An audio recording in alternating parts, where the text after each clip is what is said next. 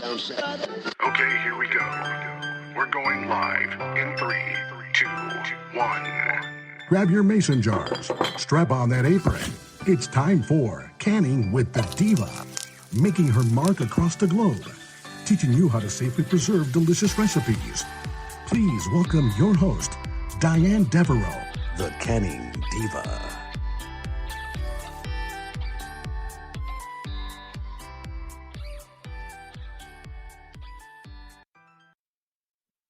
Hey everyone, it's Diane Devereaux, the Canning Diva, and thank you so much for tuning into Canning with the Diva. We are off to an awesome start this season, and I am super excited to share with you today an episode that I'm calling, What is the Difference Between Dry Canning and Dry Packing?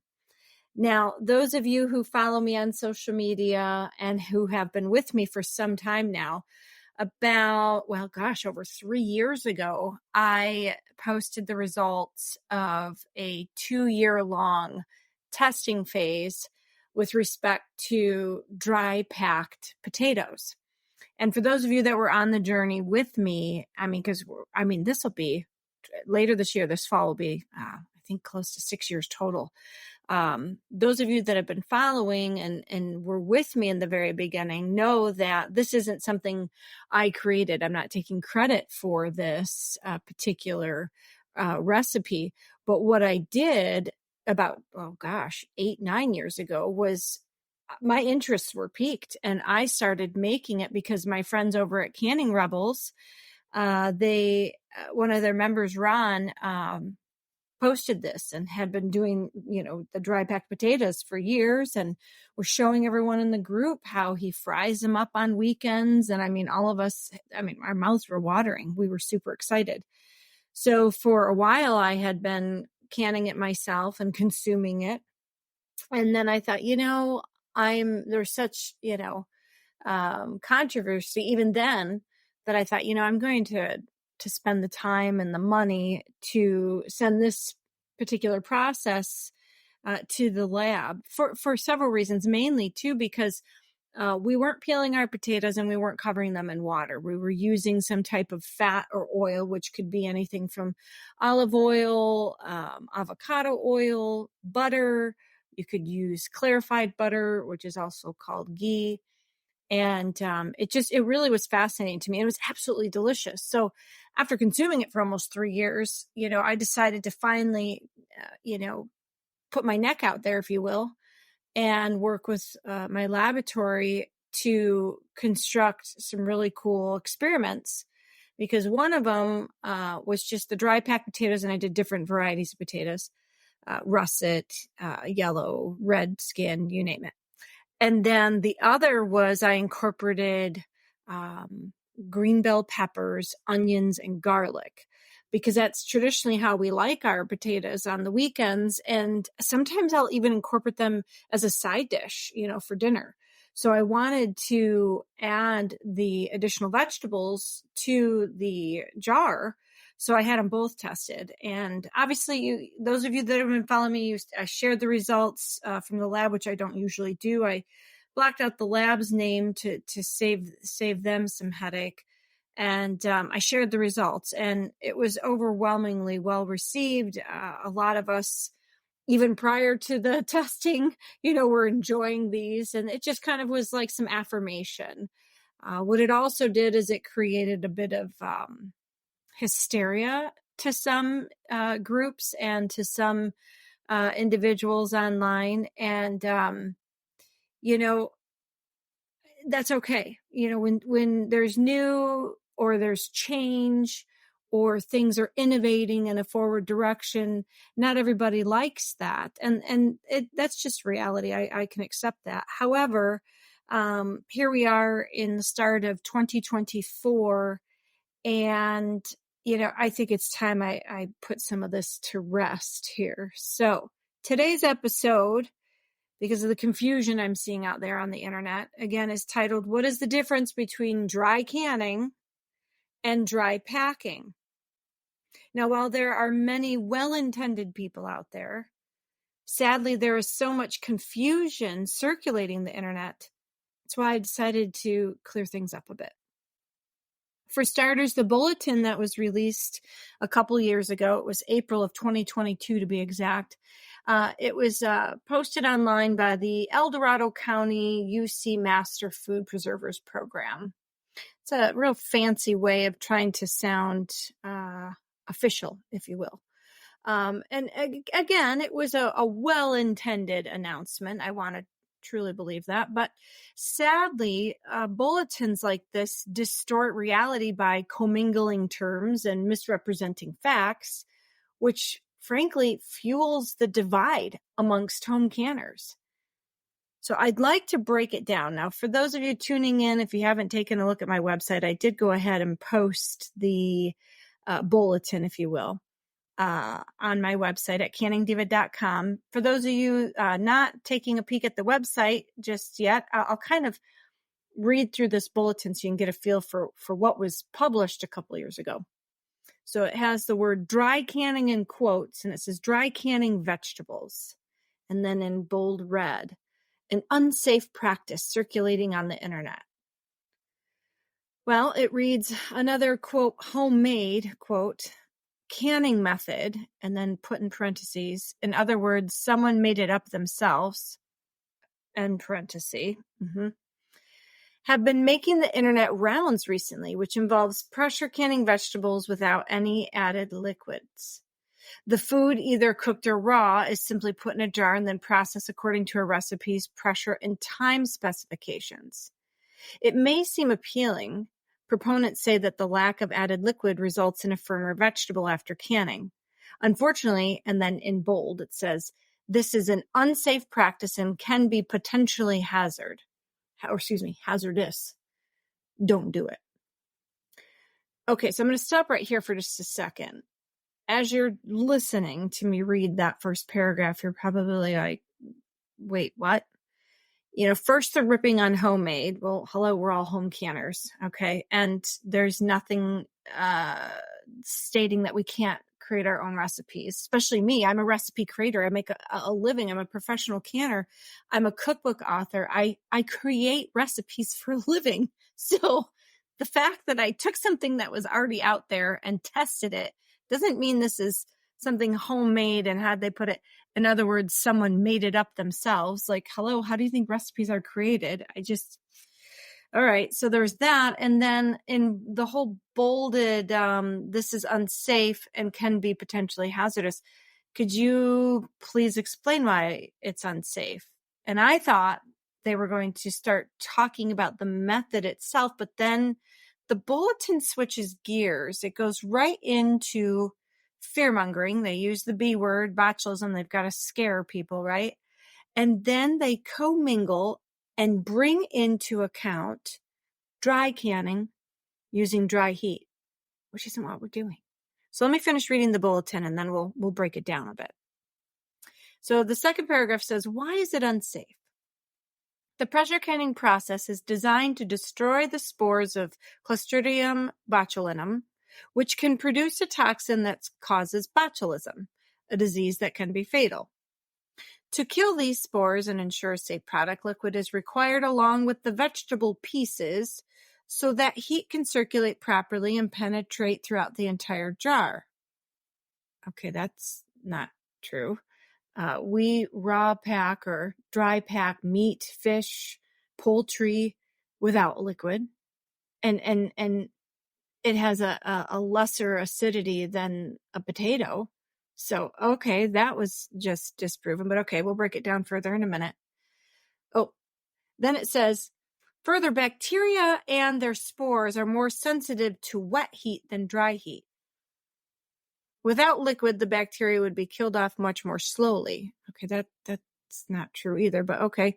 Studies will be needed to determine if dry canning, that's not what we're doing, if dry canning vegetables could be done safely, and if so, what processing adjustments would be necessary.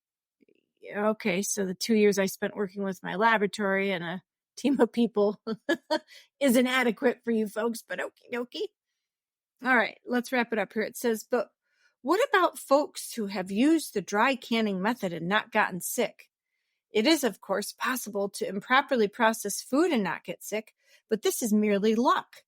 Bacteria are randomly distributed throughout our environment. You could process one batch of food and have no problem, but another time bacteria could be present that could make you ill or worse. Why rely on luck? Can you believe it? This is coming from an authority-like department.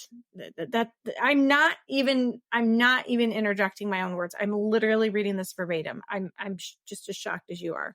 Okay, so last paragraph. To be safe, always use a current research-based recipe from a reputable source and carefully follow all steps in the process, including preparing the food, filling the jars, and using the stated time and pressure, adjusted for altitude as necessary, was placed in parentheses. Okie dokie, Smokey. Let's break this down. For starters, there is a gross misunderstanding of what dry packing truly is within the realm of home canning. Dry packing has been used since home canning began. This method of filling jars is nothing new to home canning, and it certainly is not unsafe, or we would not have successfully used this familiar jar packing method for so long. Well, what is dry packing? I explained it in detail in one of my blogs called Dry Packed Potatoes Canning Recipe. You can find that on my website at canningdiva.com. But in a nutshell, what dry packing is, it is the method of packing food in jars, okay? But you're merely eliminating the instructional step of covering said food with water. We are simply raw packing the food into jars without water, filling each jar to the required headspace, then processing the filled jars for a specified length of time in a pressure canner or a water bather. And that's it. For example, we do this when we are packing jars full of raw, uncooked meat or poultry or fish. We don't cover the meat or the poultry or the fish with water. That's essentially dry packing. Many of us call it raw packing. However, I simply redefine this method of jar packing as dry packing to differentiate it from the standard norm. This differentiation isn't new. It's just merely, I'm giving it its own terminology. And doing so doesn't suddenly make this method of jar packing unsafe. So let's get that just right out of the way. Now, where is the confusion coming from? Well, it's obvious the term dry packing has somehow been confused and commingled with the unsafe practice of dry canning. See, confusing the two totally different methods, commingling the terminology, wielding fear as a weapon, and telling home canners that you're not smart enough to understand science and math, has essentially opened a dangerous floodgate of misinformation, disrespecting home canners and recipe creators across the globe. So let me end the confusion right here and right now. Dry packing food in jars is not the same as dry canning. Well, what is dry canning? Let's talk about that for a moment. Let's talk about what dry canning truly is and how it got its start. In a nutshell, dry canning was a very short-lived concept of using a residential oven to process food in jars for long-term storage. Well, believe it or not, using a residential oven to preserve food in jars actually became popular around the turn of the 20th century. They're guesstimating like 1905. Now, it became popular not because it was a proven food preservation method, but because housewives were wanting to find ways to keep their kitchens clean. They wanted less prep time. And many individuals, because at that time we overprocessed a lot of our high acid foods, they were very disgusted and disturbed by how the fruit would look. It would be, the color wouldn't be bright. It would be dull. And usually because of the overprocessing, the fruit would be mushy. So they thought that if they used their oven and packed the food in jars, put the lid and ring on, stuck it in the oven, that it would keep the fruit brighter and it would retain the fruit's integrity. Okay, so I get it. I do see, what they were trying to accomplish, and God bless them, they tried. However, while the oversimplified logic to achieve the same outcome as water bathing was applied, these individuals did not understand or consider the composition of a glass canning jar. See, failing to take into account how a glass jar would respond to dry heat was a huge mistake.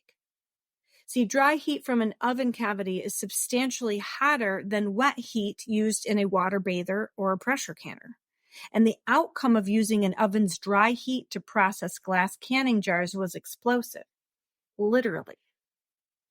See, in 1908, they were actually, documenting in those 3 years, they have several cases of people getting terribly, terribly burned due to exploding fruit in jars.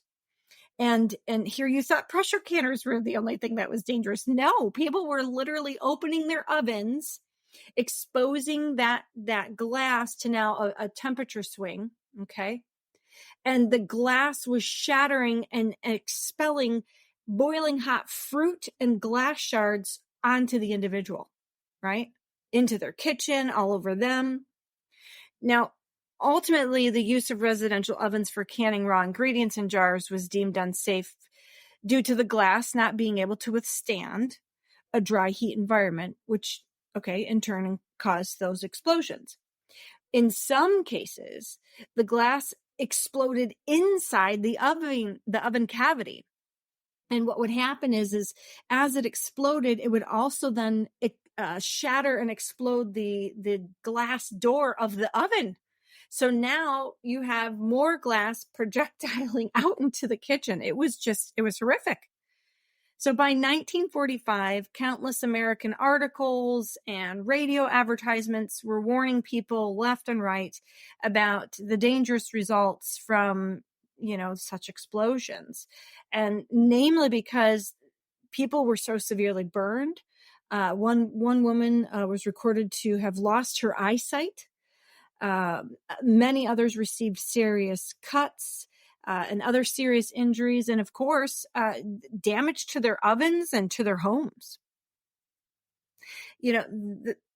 What I want to say here, though, is dry canning. This is what misconstrued articles, or what do we call that thing? A bulletin, maybe an announcement. I'm not sure. It's not really an article, but using that word dry canning when that's not even remotely close to what we're doing is where the frustration stems from.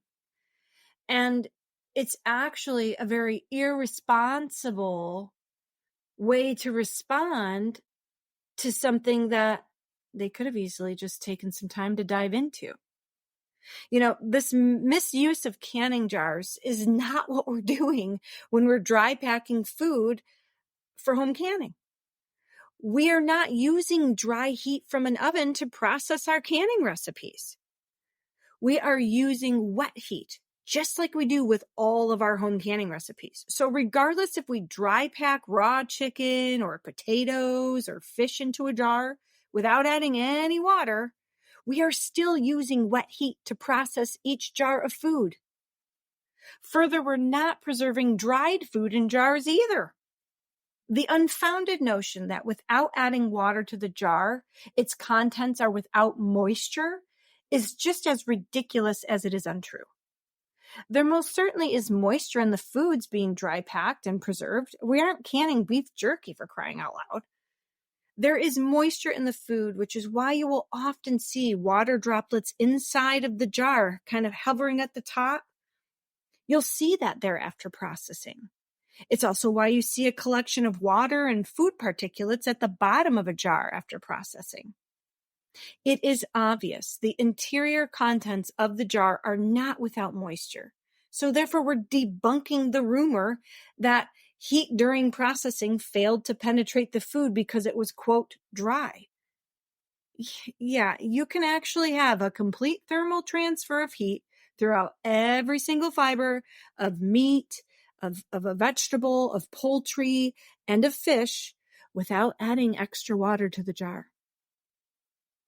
Now, while many are misrepresenting dry packing as using dry heat, we are starting to see the reality couldn't be further from the truth. In its simplest form, using wet heat to cook and process food in jars is accomplished because there's actually hot water or hot steam in the can or vessel, and there's moisture within the fiber of the food. Now I'm going to stop right here for just a quick second, because what I have seen happen when I've watched individuals in various canning groups, including my own, I've watched individuals spout these terms. Oh, it's dry heat. You can't use that. And then I've watched the individual who's actually made the dry packed potatoes say, no, it's not dry heat. I'm still canning it. I'm not using an oven. And you would think at that point, the conversation would open up to more dialogue so that the other individual who truly doesn't understand what we're doing would want to learn more. But unfortunately, this is the point where I've watched a lot of the naysayers kind of dig their heels in more. So what I want to bring up next is the difference truly between dry heat, okay, wet heat, and glass. All right. This is important. So for those of you that are running into this a lot, and you know in your heart of hearts that, okay, it's delicious, it's working, it's been tested. We've been making and consuming this now for going on, well, let's see here. That was 3, 4, 5, 6, 7, 8, going on 10 years now, probably even longer before Ron even, did this, when you're running into combat and you're like, oh my gosh, people are just all over me. I'm getting kicked out of a group because I'm saying this is amazing.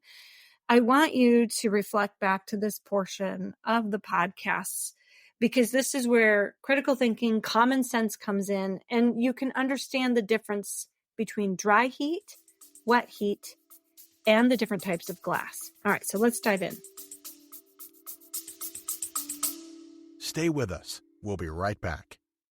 At Canning University, we're unlocking the flavors of food preservation year-round. Dive into a world of safe and confident canning with our range of digital classes. From principles of pressure canning to the art of pickling, there's a course for every taste. Enjoy diverse learning mediums, including engaging videos, interactive PDFs, exclusive podcasts, and course certification to prove your skills. Join us on this delicious journey. Enroll now at Canning.University.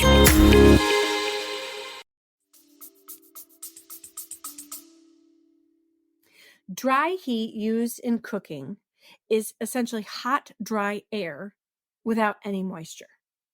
It does not mean the food itself is without moisture. Just the heat used is dry. We typically cook using dry heat, and the heat source is either situated above or below the food. Let me say that again.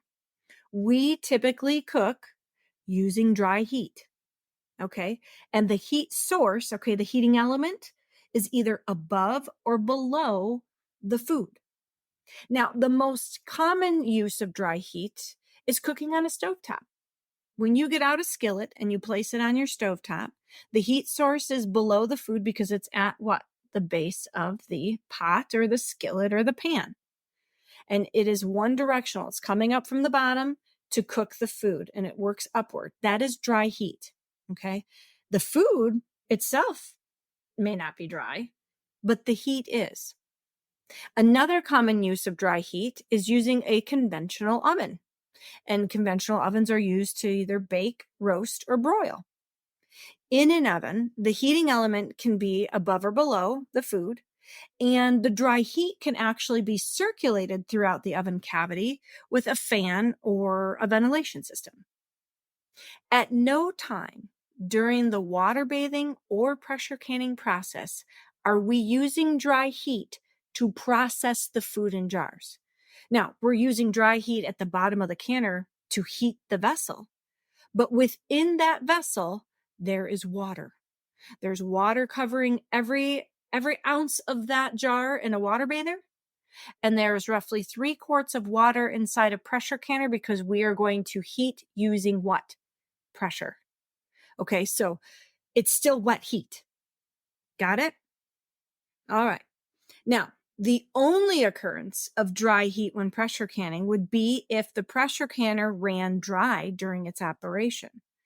Now, meaning the canner expelled all of its water from within the vessel. This is why we do not vent our pressure canner for longer than 10 minutes. And if your pressure canner has not gained the proper pounds of pressure after venting, you shut it off and you take a peek, because somewhere, somehow, pressure is escaping, which means heat's escaping, which means what? The water's escaping.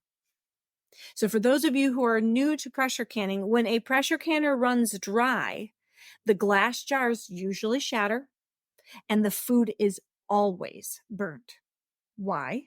Because the environment changed from wet heat to dry heat, and glass canning jars cannot handle dry heat, nor can it handle vast increases in temperature compared to wet heat.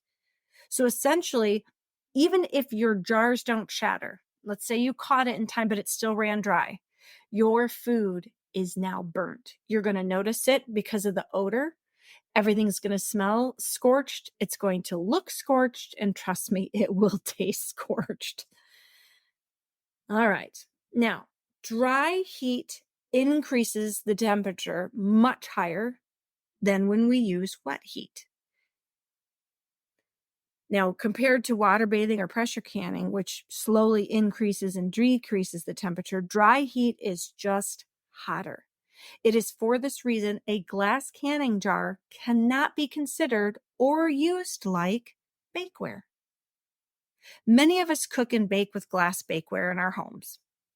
To accomplish this, though, we safely use glass bakeware products similar to what would be a popular brand, Pyrex, right? Pyrex and similar are created from tempered glass, which is designed to withstand higher temperatures and temperature differentials. Essentially, tempered glass has been strengthened to be upwards of 5 times stronger than untreated standard glass. Despite what many believe, a glass canning jar or a mason jar is not made from tempered glass. A glass canning jar is made from annealed glass. Annealed glass is simply standard glass. And while it is strengthened to be made, more durable, it's not created equal to tempered glass. Therefore, it will stress crack when it's exposed to high heat. Now, if you don't believe me and you don't want to take my word for it, just head over to, Ball Kerr's manufacturer website. Just head right over to their FAQ section, okay, which is their, question and answer area. And just look for the question that says, can I use the jars in the oven for baking? And when you select that button, you'll see a drop down open and it'll say, and I'm going to put it in quotes here because I took it right from the website, "We do not recommend baking in any size or shape of Ball or Kerr canning jars. The glass used for Ball and Kerr canning jars is not tempered for oven use and is not meant to be used as bakeware. The jars are safe for use for home canning recipes, cold or room temperature food storage, cold beverages, and crafting." Notice how it doesn't even say that the jars are suitable for freezing. So it's the extreme temperature, because it's an annealed glass, that makes it not suitable for canning in an oven, baking in an oven, or freezing. Now, you can clearly see in this podcast and on my website the vast difference between dry canning and dry packing. And with that bulletin, it amazes me that an entity who's been elevated to an authority-like status could be so intentionally misleading, inaccurate, and frankly, divisive. At the end of the day, I believe I said it best when I was interviewed for the Food Chain podcast, which is hosted by the BBC Worldview. I was interviewed this January of 2024, and we spent 2 hours talking. It was wonderful, and I was very pleased with the outcome of the podcast, because there were other professionals, food historians even, that were interviewed just like I was. And then she also took time to interview somebody from the National Center of Home Food Preservation. I highly encourage you to listen to that interview, because you will start to see very clearly how cultures from around the world for centuries, for thousands of years, have been safely preserving food. And I'm sorry, but the United States is the new kid on the block. And I find it quite frustrating when I see divisive tactics and misinformation coming from our government-funded agencies like, university extension offices or the National Center for Home Food Preservation. The quote I made that I'm so happy was aired is this: I don't want to see this divide. If there's one thing we can all come together on, it should be food. And I mean that. If an extension office or a master canner is so adamant that dry packing potatoes is unsafe, why don't they just test it themselves? Instead of writing misleading bulletins aimed at confusing and dividing the home canning community, just put the entire topic to bed once and for all and test it. In the meantime, I'm going to continue to advance this time-honored craft forward by being innovative and by expanding upon existing science and math to create delicious, safe recipes for home canners across the globe. I hope I've enlightened you. I hope I've shed some clarity on this confusion. And I truly hope that you have a very blessed canning season and you just keep on keeping on. Happy canning, everybody. I look forward to next week's episode. And I just thank you so much for your patronage, for your support, and for subscribing to my podcast, Canning with the Diva. Until next time, happy canning. Thank you for listening. Be sure to tune in next week for another episode of Canning with the Diva. For tips, recipes, and techniques, please visit us online at canningdiva.com.